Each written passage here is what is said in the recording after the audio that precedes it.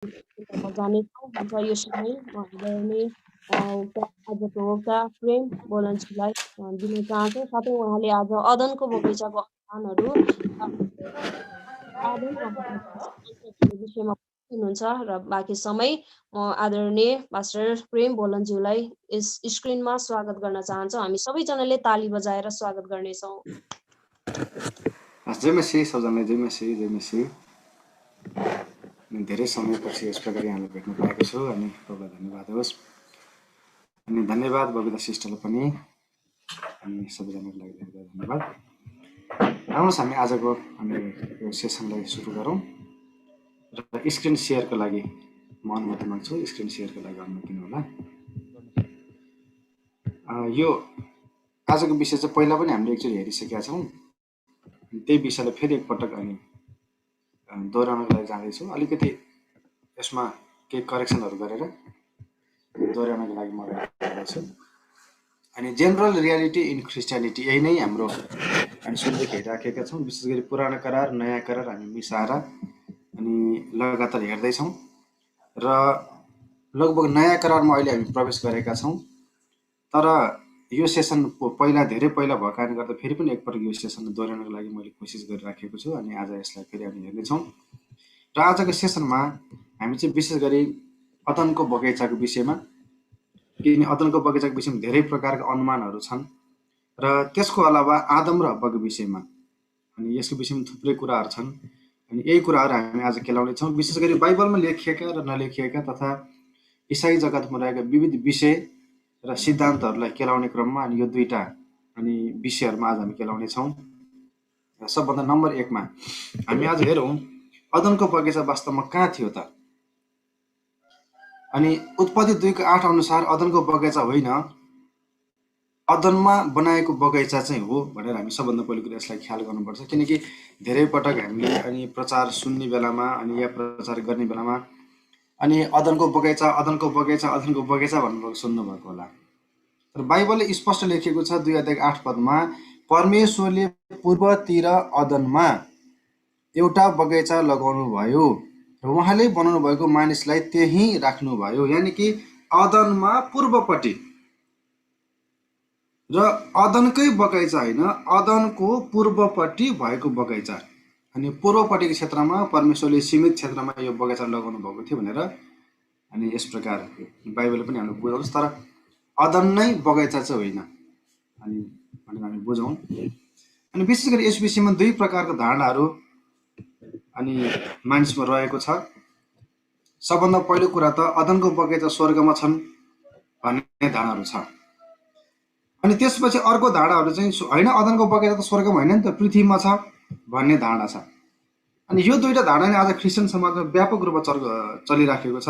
कसैले भन्छ होइन अदनको बगैँचा स्वर्ग नै हो भन्नुहुन्छ, अनि कसैले चाहिँ होइन यो त पृथ्वीको हो भन्नुहुन्छ। यो दुईटा धारणाहरू आज मान्छेको बिचमा व्याप्त छ। अनि सबभन्दा पहिलो कुरा हामी ख्याल गरौँ अनि अदनको बगैँचा स्वर्गमा छ भन्ने कुरालाई अलिकति सपोर्ट गर्ने वचनलाई हामी यहाँनिर हेरौँ। जब इजकेलको पुस्तक 28 अध्यायको अनि म यसलाई पल्टाएर पढ्दै हाल्छु। इजकेलको पुस्तक 28 अध्यायको 13 पद जब हामी हेर्दछौँ, यहाँनिर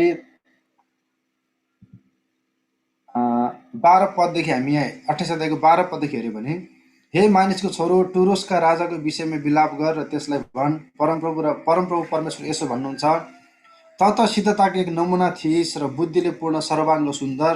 अनि 13 पद, परमेश्वरको बगैँचा अदनमा त थिइस् भनेर लेखिएको छ।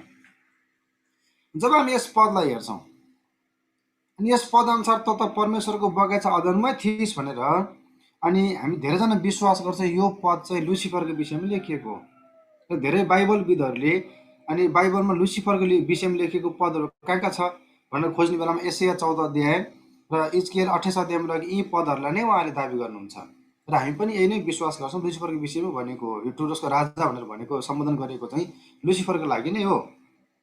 र जब लुसिफरको विषयमा यहाँनिर सम्बोधन गरिराखेको छ, त परमेश्वरको बगैँचा अदनमा थिइस् भन्ने जुन शब्द प्रयोग गरेको छ, अनि यसो मतलब परमेश्वरको बगैँचा अदन रहेछ। यो अदन भन्ने त स्वर्गमा रहेछ, किनकि लुसिफर त स्वर्गमा थियो।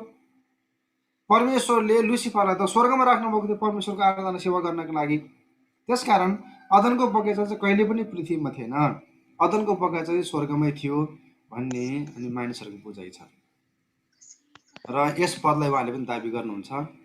अनि स्वर्गमा अनि परमेश्वरले एउटा यस्तो स्थान बनाइदिनु भएको थियो जसलाई चाहिँ अदन भनेर नाम दिएको थियो। अनि त्यही परमेश्वरले सम्पूर्ण कुराको सृष्टि गर्नुभयो सबभन्दा पहिला। अनि आदमलाई पनि त्यही अदनको भूमिको माटोबाट बनाउनु भयो भनेर उहाँले विश्वास गर्नुहुन्छ। अर्को कुरा अदन पृथ्वीमै थियो त, यो अर्को विषय छ हाम्रो। किनकि एकतर्फको विचार हामीले राखिहाल्यौँ अदन त स्वर्गमा थियो भन्ने उहाँहरूको विचार हो। तर त्यतिले मात्र सीमित त पुग्दैन, किनकि अदन त पृथ्वीमै थियो भन्ने व्यक्तिहरूको पनि छन्। अनि अदन पृथ्वीमै थियो त, जब हामी उत्पत्तिको पुस्तक 2 अध्यायलाई गहन रूपमा अध्ययन गर्छौँ, 2 अध्याय पुरै जब हामी पढ्छौँ सृष्टिको विषयमा, त्यहाँ हामी राम्रोसँग अनि अध्ययन मनन गर्न पाउँछौँ। किनकि त्यहाँ माटोको उल्लेख गरिएको छ, अनि विभिन्न प्रकारको फलफुलहरूको उल्लेख गरिएको छ, अनि त्यसको अलावा विभिन्न जनावरहरूले बनाएको कुरा, जुन जनावरहरू अहिले पनि हाम्रो वरिपरि छन्, अनि त्यो जनावरहरूको नाम राख्ने कुराहरू जुन अहिले पनि त्यही नाम आजसम्म त्यो जनावरहरूको कहलाएको छ, पशु पक्षीहरू कहलाएको छ। अनि यस प्रकारको जब उदाहरणहरूलाई हामी हेर्छौँ उत्पत्ति 2 अध्यायमा, अनि अदन चाहिँ पृथ्वीमा थियो भन्ने कुराहरू विचार गर्छौँ। र अघि नै मैले भने एकतर्फी व्यक्तिहरूको विश्वास चाहिँ अदन भनेको स्वर्गै हो भन्ने छ भने, अर्कोतर्फको विश्वासहरूको विचार चाहिँ अदन भनेको स्वर्ग होइन, अदन भनेको त पृथ्वीमै हो भन्ने उहाँहरूको विश्वास छ।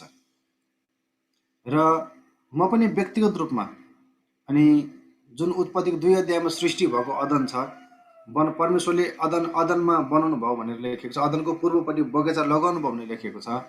अनि त्यो बगैँचा चाहिँ पृथ्वीमै थियो भन्ने म पनि विश्वास गर्छु। यद्यपि यो स्वर्गीय अदनको एउटा प्रतिरूप थियो, यद्यपि यो स्वर्गीय अदनलाई झल्काउने एउटा परमेश्वरको महिमित रूपमा परमेश्वरले बनाउनु भएको एउटा ठाउँ थियो जहाँ मानिसको लागि परमेश्वरले दिनुभएको थियो जिउनको लागि भनेर पक्का हामी विश्वास गर्छौँ। र अर्को अचम्मको कुरो हो, अनि अदन भनेर अहिले पनि एउटा सहर छ यस पृथ्वीमा, र त्यो सहर चाहिँ यमन भन्ने देशको राजधानी हो। तपाईँले जुन फोटोमा अहिले हेर्दै हुनुहुन्छ यो चाहिँ अदन भन्ने ठाउँको फोटो हो। यो चाहिँ अदन सहरको फोटो।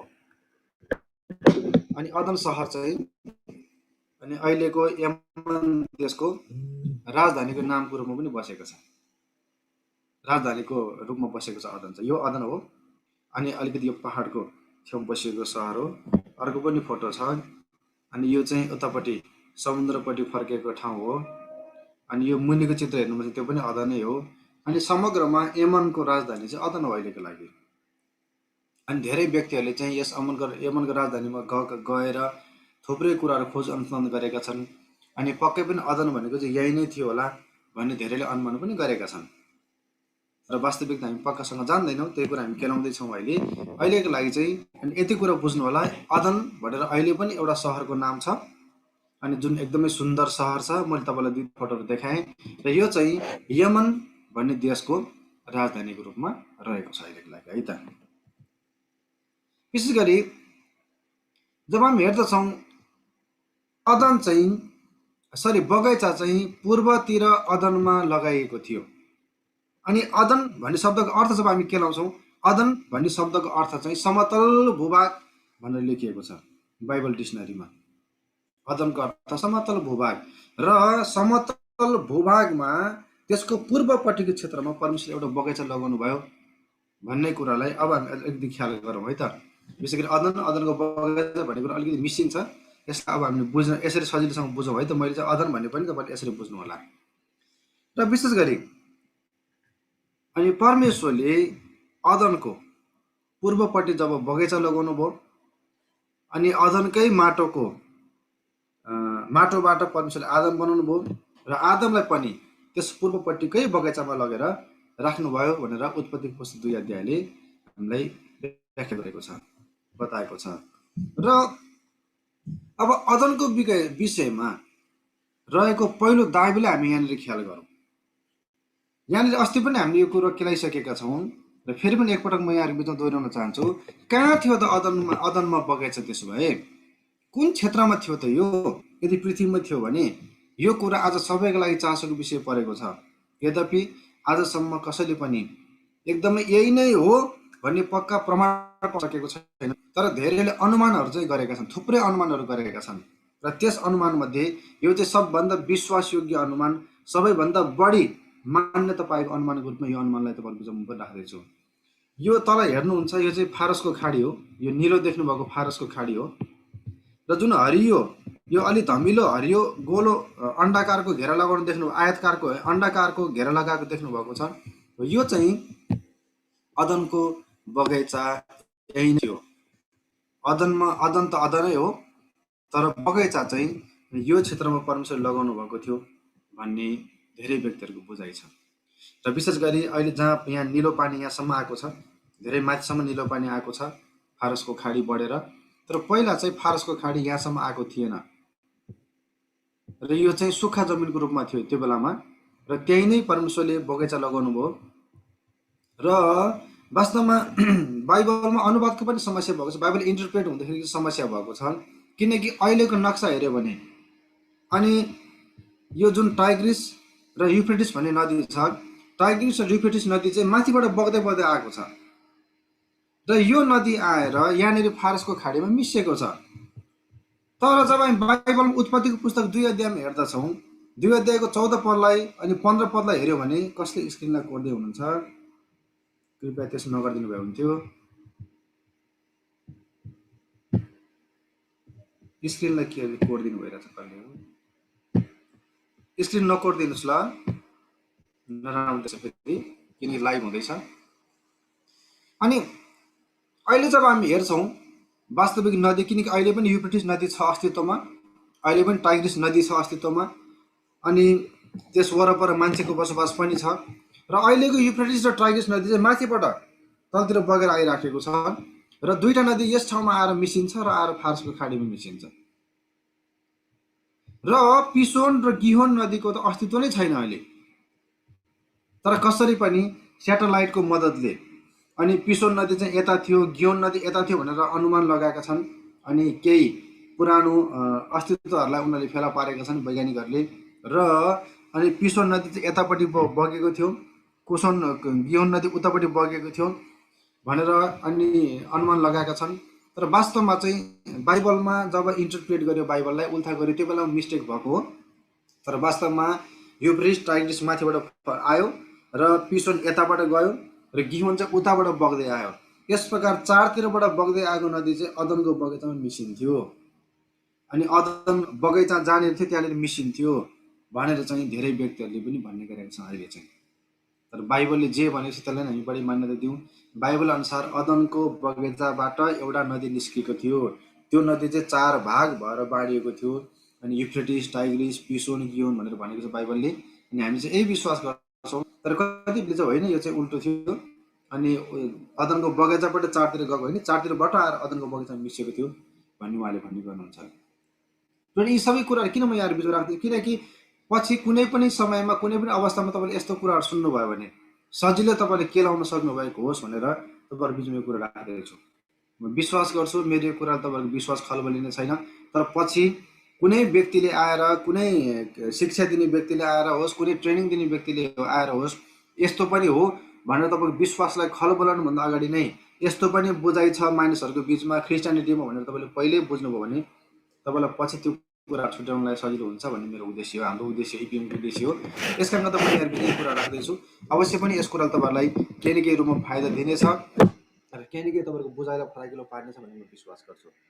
फेरि पनि बुझ्नु होला, बाइबलले भनेको अनुसार हामी के विश्वास गर्छौँ भने अदनको बगैँचाबाट चारतिर नदी निस्केको, 4वटा नदी निस्केर गएको थियो। एउटा नदी थियो, त्यो 4 भाग भएर गएको थियो, युफ्रेटिस, टाइग्रिस, पिसोन, गियोन। यो हामी अहिले पनि विश्वास गर्छौँ र जलप्रलय पछि सायद परिवर्तन भएको होला भन्ने हामी अनुमान लगाउँछौँ।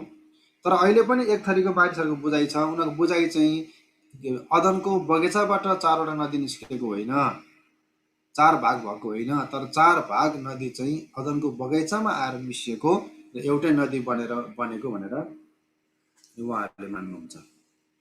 यद्यपि जे होस्, मैले अहिले तपाईँलाई भन्न खोजेको कुरा चाहिँ अदनमा पूर्वपट्टि भएको बगैँचा चाहिँ यो हरियो अनि धमिलोमा भएको एरिया हो भनेर धेरै जस्तो व्यक्तिको मनाइ छ। यद्यपि नदीको विषयमा दुई थरीको धारणा भए तापनि यही नै हो भन्ने चाहिँ धेरैजनाको अनि बुझाइ छ। र अर्को पनि बुझाइ छ, अदनको बगैँचाको विषयमा।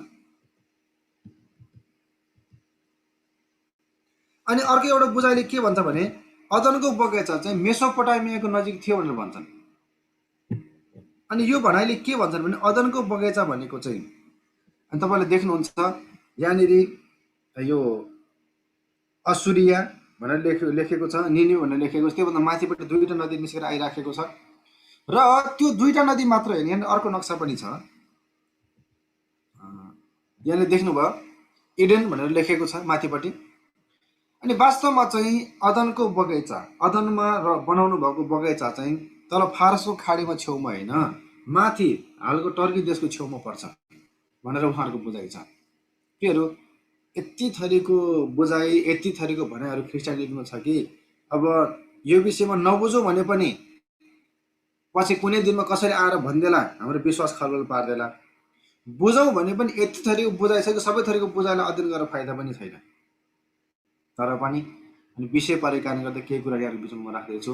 फेरि पनि बुझ्नु होला, अर्को थरीको मानिसहरूको बुझाइ के छ भने अदनको बगैँचा चाहिँ फारसको खाडीको छेउमा होइन, यो चाहिँ उत्तरपट्टि पर्छ, इराक देशको उत्तरपट्टि पर्छ, जुन एरिया चाहिँ अहिले टर्की देशमा पर्छ। र त्यहाँ नै किनकि अहिले पनि नदी माथिबाट युफ्रेटिस र टाइग्रिस नदी अहिले पनि माथिबाट बगेर आइराखेको छ नि त। त्यस कारणले गर्दा दुईवटा नदी माथिबाट बगेर आइराखेको छ। त्यस कारण अर्को दुईवटा नदी पनि त्यहीँनिर थियो भनेर हेर्नु होला।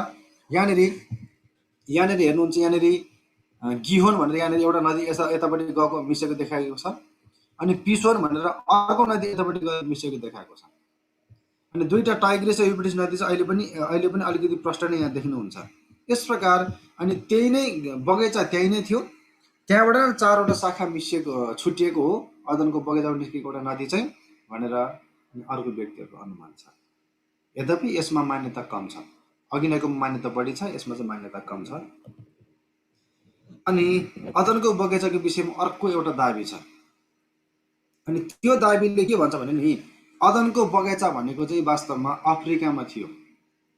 अब यो चाहिँ अलिकति विज्ञान समर्थक दाबी हो, किनकि विज्ञानको भनाइअनुसार मानव सभ्यताको सबभन्दा पहिलो सुरुवात चाहिँ अफ्रिकी महादेशमा भएको हो भनेर भन्छन्। किनकि मानवको सबभन्दा पहिलो पुर्खा भनेको चाहिँ बाँदर हो भनेर उनीहरूको बुझाइ छ। यसकारण गर्दा विज्ञानको बुझाइ हो यो। अनि यसकारण पहिलो अनि मानिसको पुर्खा पनि बाँदर हो र बाँदरबाट नै मानिसको सुरुवात भएको हो। र त्यति मात्र होइन, सबैभन्दा पहिला पशु पक्षीहरूको सुरुवात पनि अफ्रिकी महादेशबाटै भएको हो। अनि त्यसको नाम चाहिँ, त्यो ठाउँको नाम चाहिँ बोस्टवाना भनेर छ, बुट्सवाना।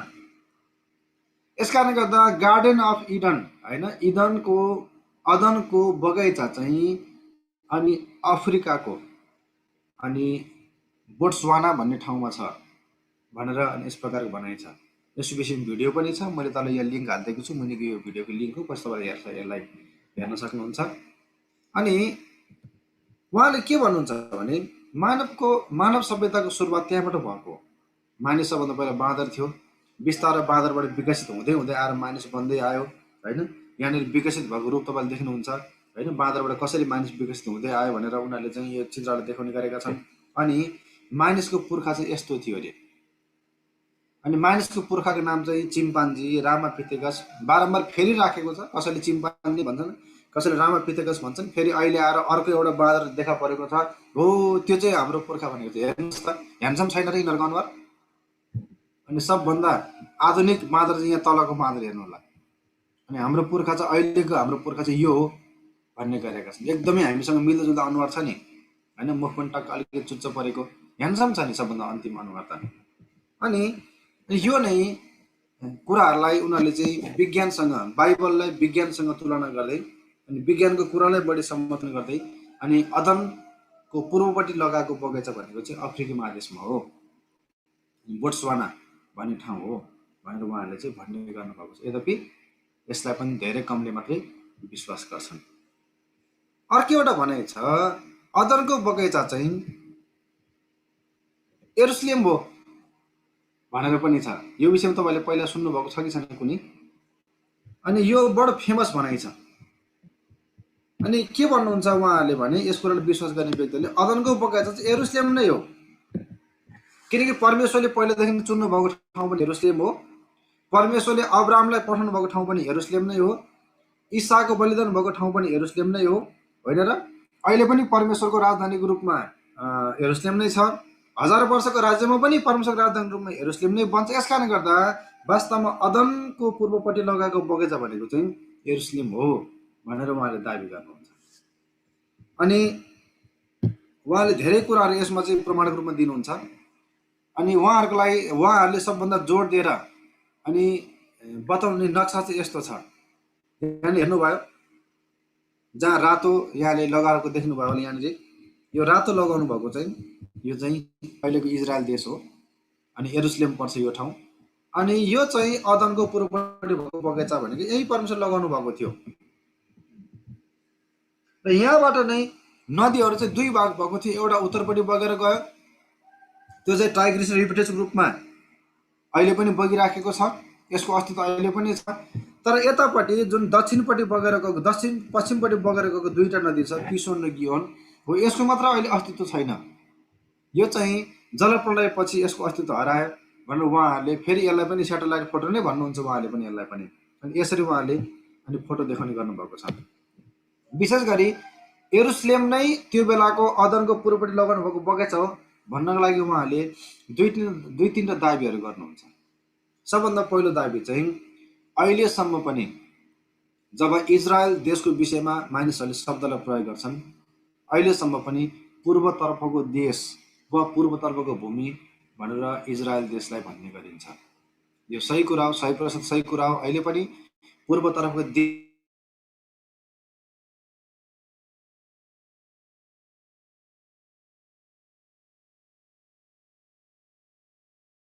28 को 12-13 पद अघि पनि हामीले हेऱ्यौँ। त्यहाँनिर स्पष्ट लेखिएको छ यरुशलेम नै परमेश्वरको पर्वत, स्वर्गीय अदनमा त थिस भनेर जुन लुसिफरको विषयमा लेखिएको छ। अनि त्यो शब्दले चाहिँ अनि यरुशलेमलाई जनाएको, परमेश्वरको राजधानीलाई जनाएको भनेर उहाँले दाबी गर्नुहुन्छ। जुन पर्वत भन्ने शब्द प्रयोग गरेको छ नि, वास्तवमा परमेश्वरले त्यो प्रयोग गर्नुभएको पर्वत भनेको चाहिँ मोरियाको पर्वत हो। र मोरियाको पर्वत भनेको अहिले यरुशलेम डोम अफ रक जहाँ जुन माथि बनेको छ त्यही नै हो। र त्यही नै इसाकलाई अब्राहमले बलिदान दिएका थिए, बलिदान दिने कोसिस गरेका थिए, र त्यही नै येशूको बलिदान पनि भयो भनेर उहाँहरूले त्यो पर्वतलाई, विशेष गरी जुन चट्टान छ, डोम अफ रक बनेको जुन ठुलो चट्टान पर्वत छ हो, त्यसलाई उहाँले लिएर अनि परमेश्वरको पर्वत भनेर सुरुदेखि नै उहाँले दाबी गर्नुभएको ठाउँ चाहिँ यरुशलेम नै हो भनेर उहाँले यसलाई बढी जोड दिनुहुन्छ। अनि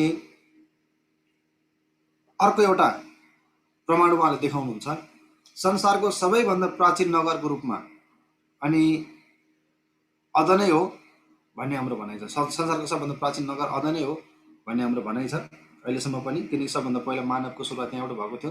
तर अहिले आएर संसारको सबैभन्दा प्राचीन नगरको रूपमा यरुशलेमको पूर्वतर्फ भएको एरियो नगर हो भन्ने अवशेष पाएको छ भन्ने धेरै व्यक्तिहरूको बुझाइ छ।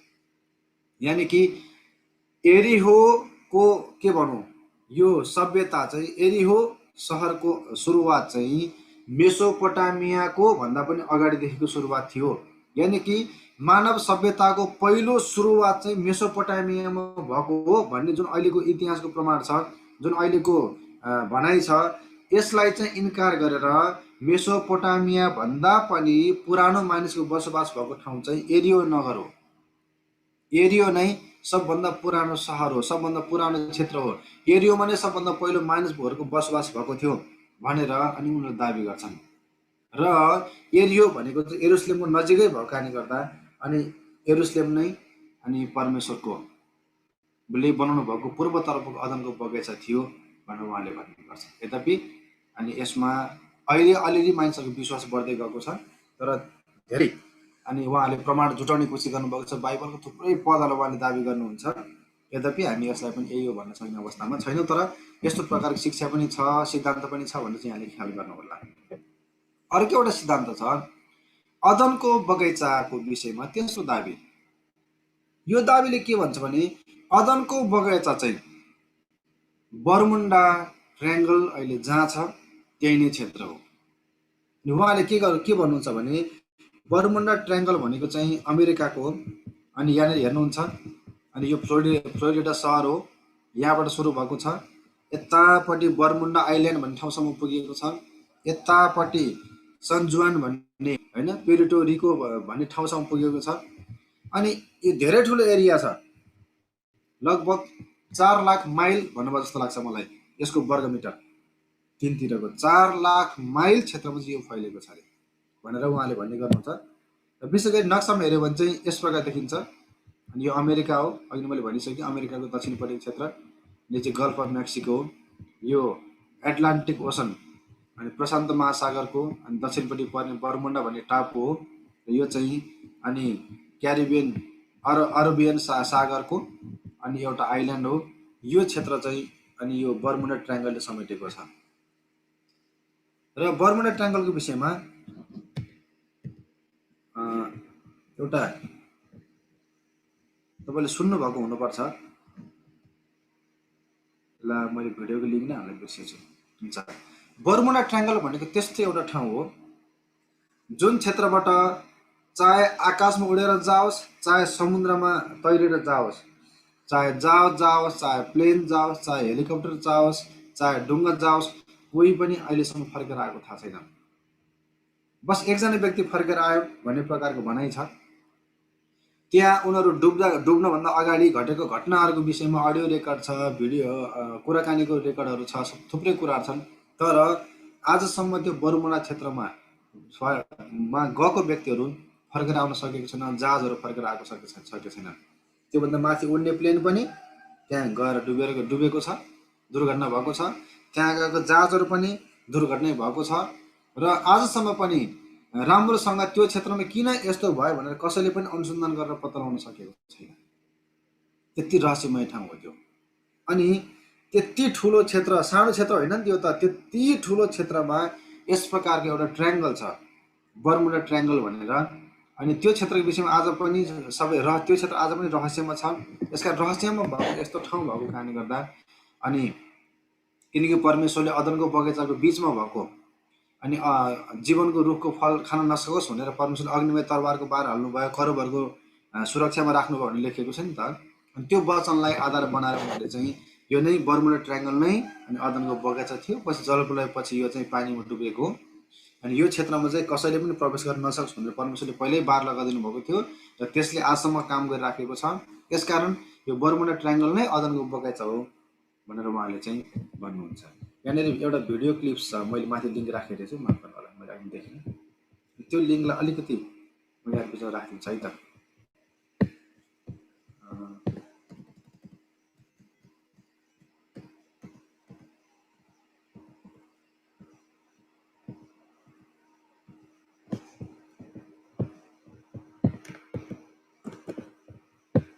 हिन्दीमा मैले खोजेँ, हिन्दीमा रहेछ। त्यसो गर्दाखेरि चाहिँ हामीले धेरै कुरो जान्न बुझ्न सजिलो पर्छ। अनि धेरै पटक यहाँहरूले आत्मिक शिक्षाहरू सुन्दै हुनुहुन्छ। अनि कहिलेकाहीँ अनुसन्धानमा कुराहरू पनि सुन्नुपर्छ है भन्ने हाम्रो चाहिँ अलिकति प्रयास मात्रै हो यो। म सेयर गरिहाल्छु है त।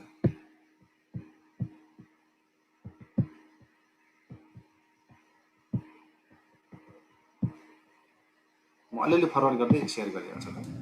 नमस्कार, मैं पूजा वशिष्ठ आप सभी का वन इंडिया हिंदी में स्वागत करती हूँ। बर्मुडा ट्रायंगल एक बार फिर से सुर्खियों में है। एक नए रिसर्च में यहाँ हादसों के लिए 100 फीट ऊंची उठने वाली लहरों को जिम्मेदार माना गया है। तो आइए जानते हैं इस नई थ्योरी और बर्मुडा ट्रायंगल से जुड़ी अन्य थ्योरियों के बारे में डिटेल में। बर्मुडा ट्रायंगल आधिकारिक तौर पर चिन्हित कोई इलाका नहीं है। दुनिया के किसी नक्शे में भी बर्मुडा ट्रायंगल को नहीं दिखाया गया है। ये एक काल्पनिक ट्रायंगल यानी तिकोना इलाका है, जिसके एक कोने पर मियामी यानी कि फ्लोरिडा में, दूसरे पर सैन जुआन यानी कि पुएर्टो रिको में और तीसरे कोने पर बर्मुडा है। ये करीब 4,40,000 मील इलाके में फैला हुआ है।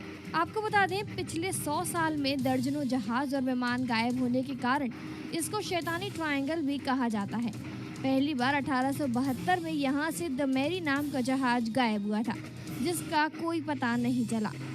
उसके बाद सबसे भयंकर हादसा 5 दिसंबर 1945 को हुआ था, जब 5 बार TPS बम वर्षक विमान फ्लाइट 19 लापता हो गए थे।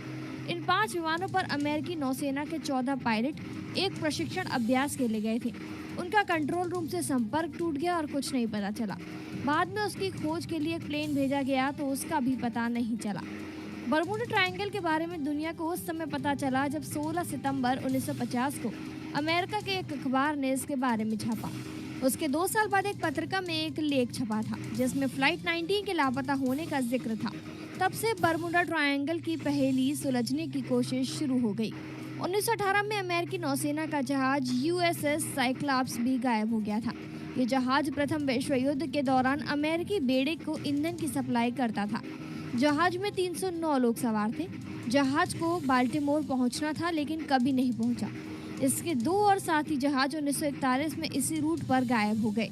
कोलबंस का जहाज 1492 में बरमूडा ट्रायंगल की तरफ गया था। उन्होंने बताया कि एक रात समुद्र में भयानक ज्वाला टकराई और कुछ हफ्ते बाद अजीब सी प्रकाश नजर आए। उनके कंपास में काम बंद कर दिया गया था। इस इलाके में बरमूडा ट्रायंगल का नाम 1964 में मिला। अमेरिकी लेखक विंसेंट गैरिस ने मैगजीन आर्गोजी के फरवरी 1964 संस्करण के लिए कवर आर्टिकल में इस टर्म का इस्तेमाल किया। तब से व्यापक पैमाने पर इस इलाके के लिए बरमूडा ट्रायंगल टर्म का इस्तेमाल होने लगा। बरमूडा ट्रायंगल को लेकर कई थ्योरियां हैं। किसी का कहना है कि यहाँ शैतानी ताकतें रहती हैं, तो कोई हेक्सागोनल बादलों की थ्योरी देता है, एलियन थ्योरी। कुछ लेखकों का कहना है कि इस इलाके में जहाजों और विमानों को गायब होने के लिए UFO जिम्मेदार है। उनका छोटो मात्रै यहाँले पहिला पनि सुन्नुभएको होला, अलिकति यहाँ प्रकाश मात्र पार्न खोजेको मैले। यस प्रकार बरमुडा ट्रायंगलको विषयमा थुप्रै अनुमानहरू छन् र क्रिस्चियन भ्यूमा चाहिँ बरमुडा ट्रायंगल भनेको चाहिँ अदनमा पूर्वपट्टि लगाएको बगैँचा नै थियो भनेर पनि यसरी भन्ने गर्नुहुन्छ। आजसम्म त्यो ठाउँ रहस्य छ, कसैले पनि त्यो ठाउँको विषयमा पत्ता लगाउन सकेको छैन, किनकि परमेश्वरले नै सुरक्षामा राख्नु भएको छ त्यो ठाउँ भनेर अनि आज पनि भन्ने गरिन्छ। र यस प्रकार मैले यहाँहरूको बिचमा थुप्रै अनि अदनको बगैँचाको बिचमा रहेको थुप्रै कुराहरू म तपाईँलाई भने। अनि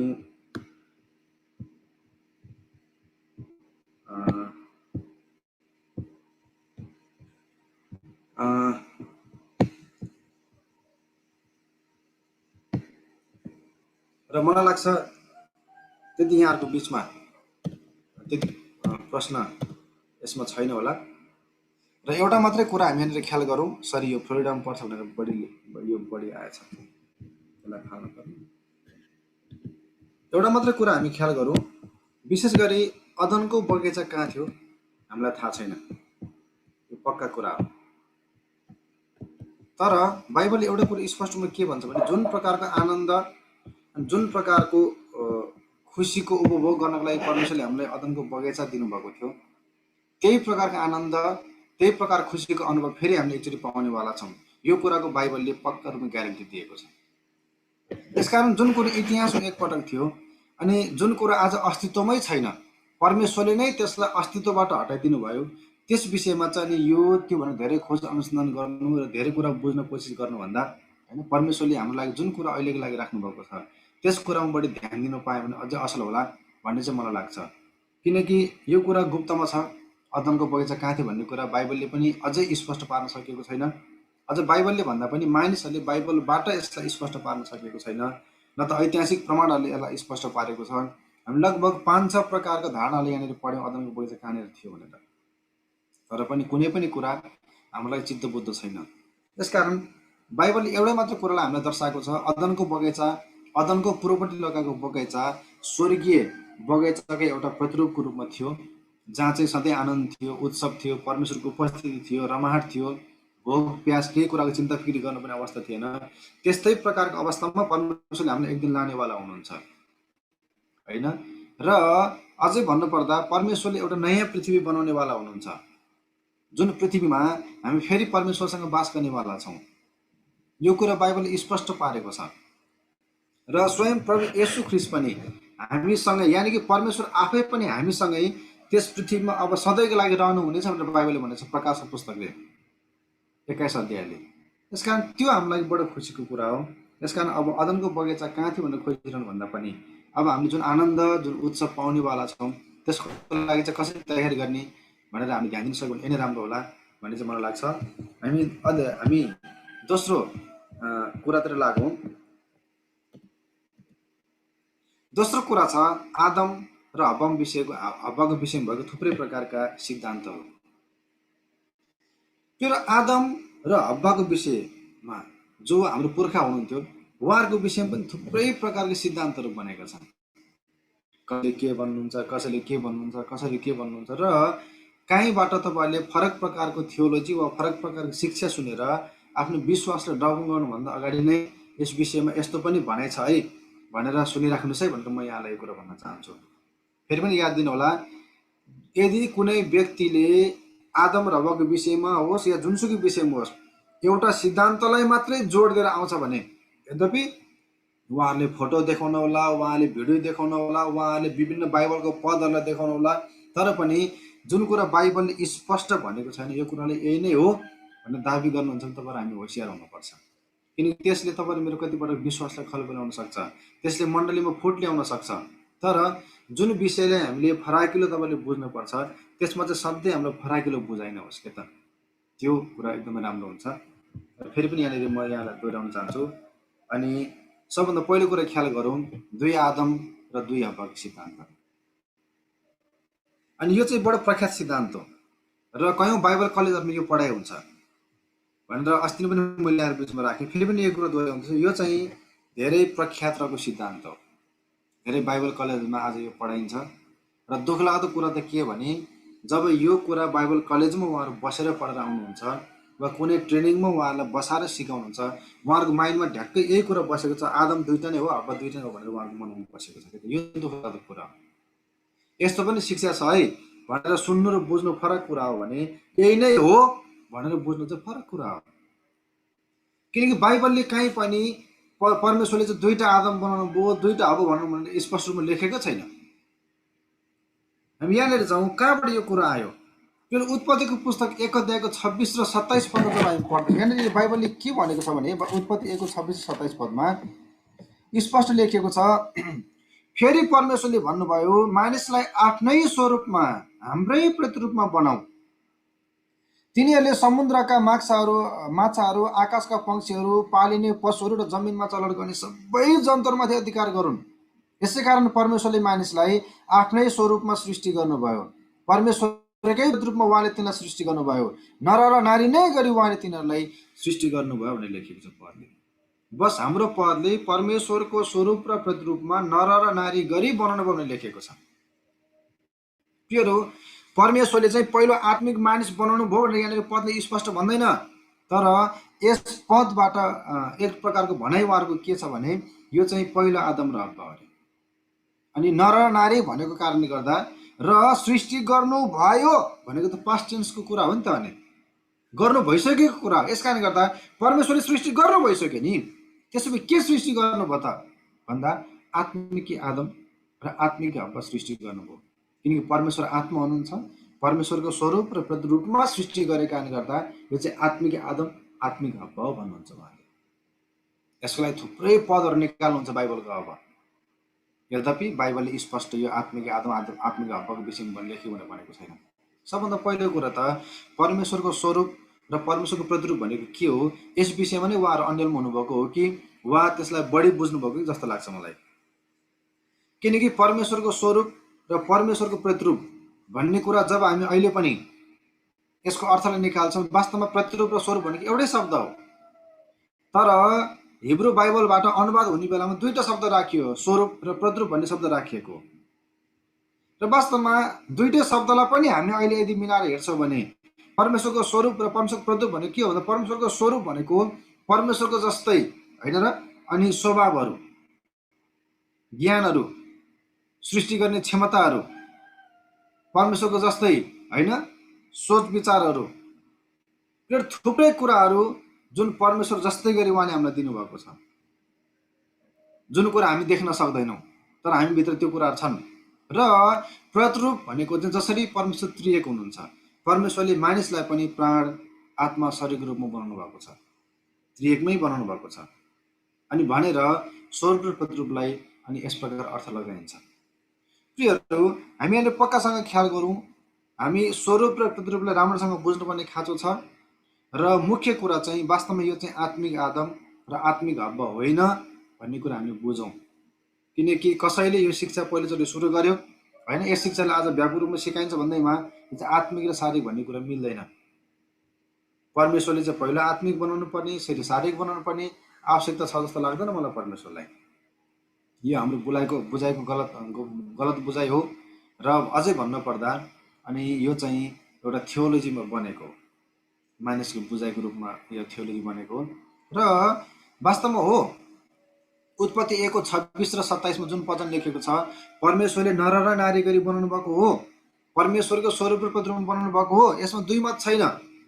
तर सृष्टि त गर्नुभयो नर र नारी गरी परमेश्वरको स्वरूप र प्रतिरूपमा, तर सृष्टि चाहिँ कसरी भयो त भनेर अनि जब हामी हेर्दछौँ भने 2 अध्यायको 7 पदमा पढ्दछौँ, तब परमप्रभु परमेश्वरले भूमिको माटोबाट मानिस बनाउनु भयो र तिनको नाकमा जीवनको सास फुकिदिनु भयो र मानिस जीवित प्राणी भयो भनेर 7 पदमा लेखिएको छ।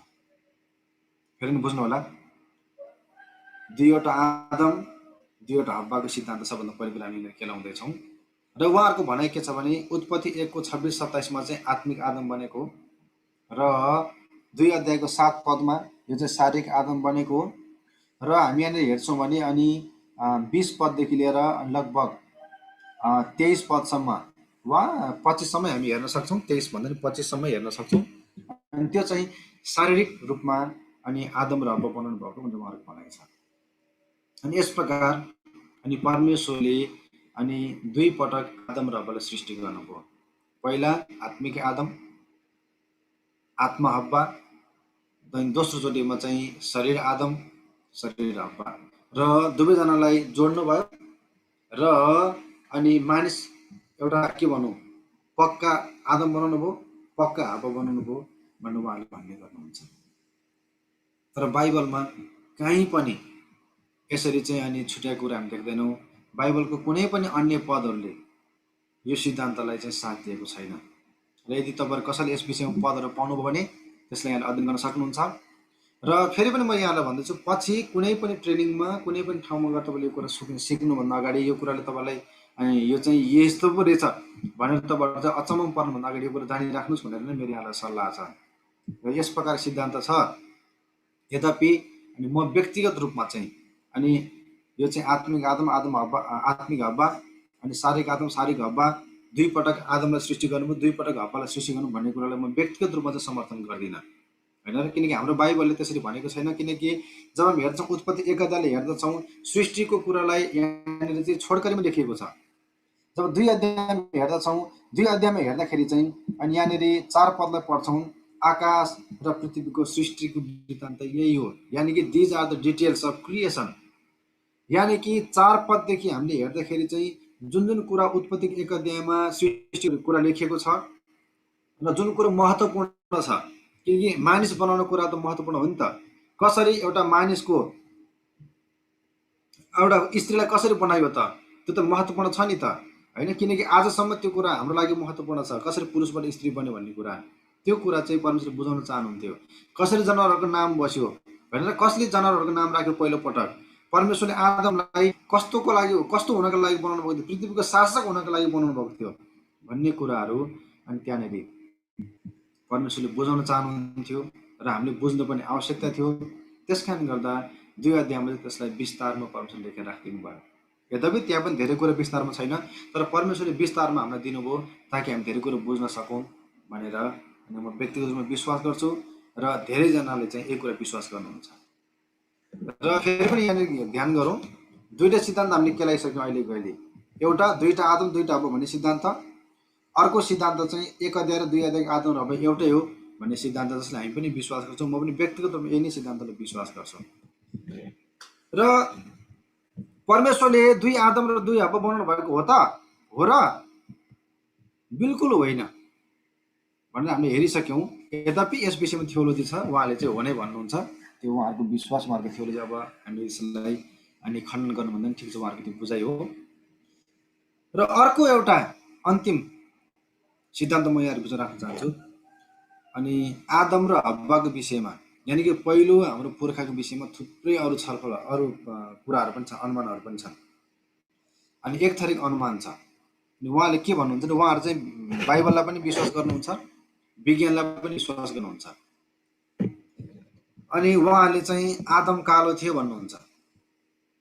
अनि अर्को एउटा विश्वास छ, अर्को एउटा बुझाइ छ, उहाँले चाहिँ आदम र हव्वा दुईजना गोरो थियो भन्नुहुन्छ। अर्को बुझाइ छ, उहाँले चाहिँ आदम र हव्वा खैरो थिए दुईजनै भन्नुहुन्छ, रातो रातो वर्णको थियो भन्नुहुन्छ। अर्को थरीको बुझाइ छ, प्लाटिनम थिए अरे, प्लाटिनम कलरको आदम र हव्वा। यस्तो थुप्रै प्रकारको बुझाइहरू छ। अनि सबभन्दा पहिलो बुझाइलाई हामीले ख्याल गरौँ, हाम्रो आदम बा चाहिँ काले थियो अरे। अनि उहाँले के भन्नुहुन्छ भने यस सिद्धान्तलाई, यो पनि फेरि बुझ्नु, यो पनि बाइबल कलेजमा पढाइ हुन्छ। अनि कुन कुन कलेजमा मलाई थाहा छैन, तर अब त्यो टिचरमा भर पर्छ, कुन टिचरले यो विषयलाई समाउनु भएको छ, कुन टिचरले यसलाई विश्वास गर्नुभएको छ, त्यही कुरो उहाँले सिकाउने हो। तर यहाँले पहिले यसलाई ख्याल गरिदिनुहोस्। अनि उहाँले के भन्नुहुन्छ भने, अनि पृथ्वी चाहिँ बाइबलले भनेको जस्तै अनि सबै सृष्टि चाहिँ 6 दिनमा भएको हो, पक्का कुरा हो। र मानव इतिहास चाहिँ आजभन्दा 6000 वर्ष पुरानो हो, यो पनि पक्का कुरा हो। त्यसको साथसाथमा अनि विज्ञानले भनेको जस्तै 13.2 होला, अहिले 13.2 अनि करोड वर्ष अगाडि पुरानो पनि हो पृथ्वी, त्यति पनि त्यो पनि भन्छन्। यानि कि विज्ञानले भनेको जस्तै पृथ्वी चाहिँ धेरै पुरानो पनि हो, बाइबलले भनेको जस्तै पृथ्वी चाहिँ अनि लगभग 6000 वर्ष पुरानो पनि हो। दुईटै कुरा हो भन्नुहुन्छ उहाँले। कसरी हो भन्नुहुन्छ भने, अनि बाइबलले भनेको चाहिँ एक दिन भनेको चाहिँ 1000 वर्ष बराबर भन्ने जुन सिद्धान्त बाइबलमा पद छ, त्यसलाई लिएर चाहिँ उहाँले भन्नुहुन्छ बाइबल चाहिँ करोडौँ वर्ष पुरानो हो, विज्ञानले भनेको जस्तै। अनि जब परमेश्वरले सृष्टि गर्नुभयो, सबभन्दा पहिले पृथ्वीलाई बनाउनु भयो, परमेश्वरले डाइनोसरहरूलाई बनाउनु भयो, डाइनोसरको जीवन यस पृथ्वीबाट बितेर गयो, करोडौँ वर्षपछि बितेर गयो। त्यसपछि पृथ्वी चाहिँ विशेष गरी सुरुमा जब थियो, अनि ज्वालामुखी विस्फोटद्वारा, भयङ्कर ज्वालामुखी विस्फोटहरूद्वारा अनि जमिनहरू निस्केको, पहाडहरू निस्केको होइन भने अथाह पानी थियो यस पृथ्वीमा। उत्पत्ति पुस्तकले भनेको जस्तै बिस्तारै त्यो ज्वालामुखीहरू विस्फोट हुँदै आयो, जमिनहरू देखा पर्दै गयो। एउटा ज्वालामुखीद्वारा नै यो जमिनहरू सबै बनेको कारणले गर्दा प्राय सबै माटोहरू चाहिँ अनि खरानी होइन, त्यो कालो आगो बलेको माटोहरू थियो। त्यस कारणले गर्दा माटो चाहिँ प्राय कालो कलरको थियो। र परमेश्वरले अदनको पूर्वपट्टि जब भूमि बगैँचा बनाउनु भयो होइन, अनि अदनमा जब परमेश्वरले आदमलाई बनाउनु भयो भूमिको माटो लिएर, त्यो माटो चाहिँ पक्का कालो थियो। त्यस कारणले गर्दा आदम बा चाहिँ सबभन्दा पहिला बनाउनु गर्दा एकदमै कालो थियो। तर हव्वा आमा चाहिँ आदमको करङको हड्डीबाट बनेको हो नि त। करङको हड्डी त कहिले पनि कालो हुँदैन नि त, त्यो त सेतो हुन्छ। अनि करङको हड्डीबाट बनाएको कारणले गर्दा हव्वा आमा चाहिँ गोरी न गोरी थियो, पुरै सेतो, तर आदम बा चाहिँ पुरै कालो थियो। र कालो आदम बाबाट नै अनि अफ्रिका महादेशबाट अनि मानिसहरूको सुरुवात भएको कारणले गर्दा त्यहाँका मानिसहरू चाहिँ पुरै कालो छन्। अनि आदम बा कालो भएको र हव्वा आमा एकदमै गोरी भएको कारणले गर्दा जब दुईजनाको बिचबाट सन्तान उत्पादन भयो, अनि बिस्तारै गाउँ गोरुहरू, कोही चाहिँ कालो कोही चाहिँ गोरु, गाउँ गोरु होइन, अनि यस्तो प्रकारको अनि उत्पादन हुँदै गयो, विकास हुँदै गयो मानिसको भनेर उहाँले भन्ने गर्नुहुन्छ। अर्को सिद्धान्त छ होइन, आदम र हव्वा दुईटै एकदम गोरो थियो। अनि यो सिद्धान्तलाई भन्नेहरूले चाहिँ पृथ्वी चाहिँ एकदमै करोडौँ वर्ष पुरानो भन्दैन, तर उहाँले के भन्नुहुन्छ होइन, परमेश्वरले जब पहिलोपटक आदम र हव्वालाई बनाउनु भएको थियो, दुवैजना एकदमै गोरा थिए, अहिलेको अफ्रिका युरोपमा बस्ने मानिसहरू जस्तै एकदमै गोरा थिए। अनि परमेश्वरले उनीहरूलाई गोरो रूपमै बनाउनु भएको हो भन्ने अर्को बुझाइ छ। अर्को बुझाइ छ होइन, आदम र हव्वा दुईजनै एकदमै रातो वर्णका थिए। अनि विशेष गरी जुन यमनको राजधानी अदन छ, अनि त्यो क्षेत्र र इराकको उत्तरपट्टि पर्ने क्षेत्र जहाँ चाहिँ इराकको दक्षिणपट्टि पर्ने क्षेत्रहरू जहाँ चाहिँ त्यो बेला अदनको बगैँचा थियो भन्ने अनुमान गरिन्छ, त्यो क्षेत्रहरूमा खोज अनुसन्धान गर्ने बेलामा पनि रातो माटोहरू बढी पाइएको कारणले गर्दा अनि त्यही माटोबाट नै परमेश्वरले आदमलाई बनाउनु भएकोले गर्दा अनि आदमलाई रातो माटोले बनाउनु भएको र करङबाको हड्डीबाट हव्वालाई बनाउनु भएको भने शरीरको लागि त माटै चाहियो, परमेश्वरले चाहिँ त्यही रातै माटो नै प्रयोग गर्नुभयो। यस कारणले गर्दा आदम हव्वा दुईजनै राता वर्णका थिए भनेर पनि भन्ने गरिन्छ। र अर्को बुझाइ चाहिँ अनि प्लाटिनम ब्लन्ड थिए आदम र हव्वा, यानि कि प्लाटिनम ब्लन्ड भनेको चाहिँ शरीर चाहिँ अनि गोरो शरीर, तर उनीहरूको कपाल चाहिँ एकदमै सिल्भर कलरको, प्लाटिनम भनेको चाहिँ प्लाटिनम कलरको थियो अनि उहाँले भन्ने गर्नुहुन्छ। र यसमा कति व्यक्तिहरू बडो जोड दिएर प्रचार गर्नुभएको मैले सुनेको छु। अनि आदम चाहिँ ब्राह्मण थिए भनेर पनि जोड दिएर प्रचार गरेको मैले सुनेको छु। जति पनि सिद्धान्तहरू वा भनाइहरू अहिले हाम्रो बिचमा केला राखेको छु मैले, यो चाहिँ मेरो भनाइ कुनै पनि होइन। अलरेडी ख्रिस्टियानिटीमा यी कुराहरू छन्, यी बुझाहरू छन्, जुन कुरा सायद तपाईँले सुन्नुभएको छैन आजसम्म। पहिलोचोटि मैले तपाईँको बिचमा राख्दैछु होला, तर समय आउँछ तपाईँले यो सुन्नुहुन्छ।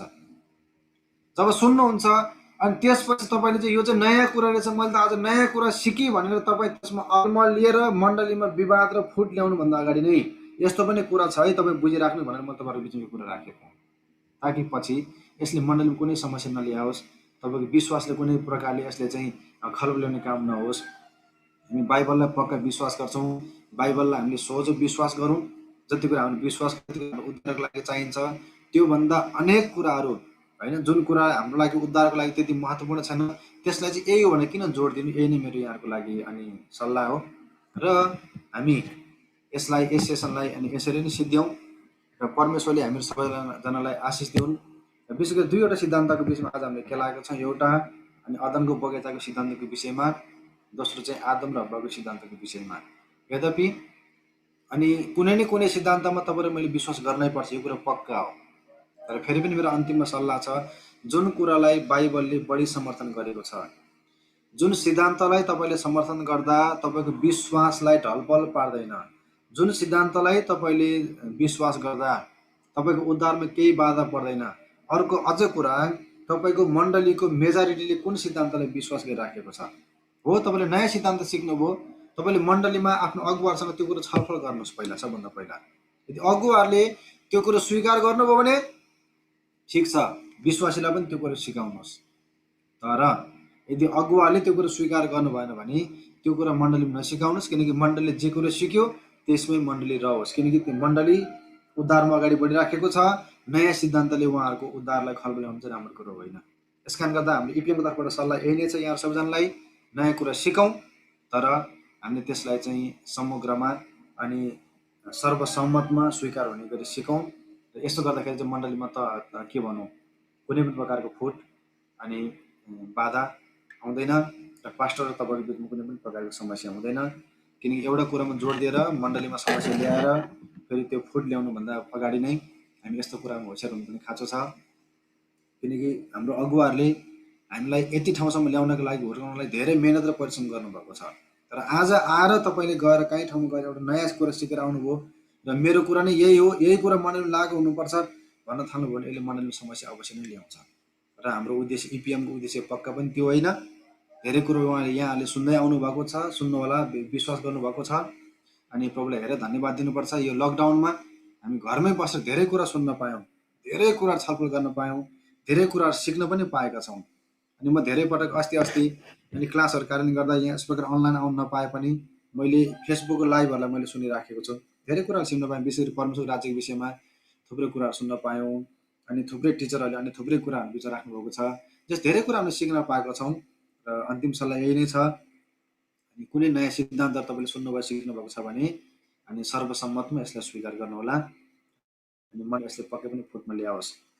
र बाइबलसँग यसलाई राम्रोसँग दाच्नु होला होइन, आफ्नो अगुवाहरूसँग छलफल गर्नुहोला, पास्टरहरूसँग छलफल गर्नुहोला। र यही नै सल्लाह दिन चाहन्छु र सबै कुराको लागि परमेश्वर धन्यवाद दिन्छु। र यहाँ सबैजना पनि अनि म यतिसम्म हामी साथमा छौँ, सबैजनालाई धन्यवाद र सबैजनालाई जय मसीह भन्छु। र बाँकी समय चाहिँ म बबिता सिस्टरलाई दिन्छु फेरि पनि आजको हाम्रो सञ्चालिकालाई।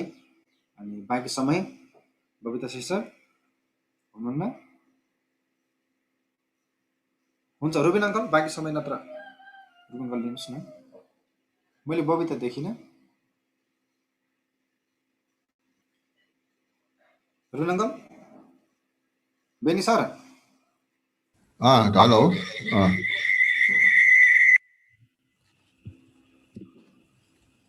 बहिनी, बबिता बहिनी हुनुहुन्न?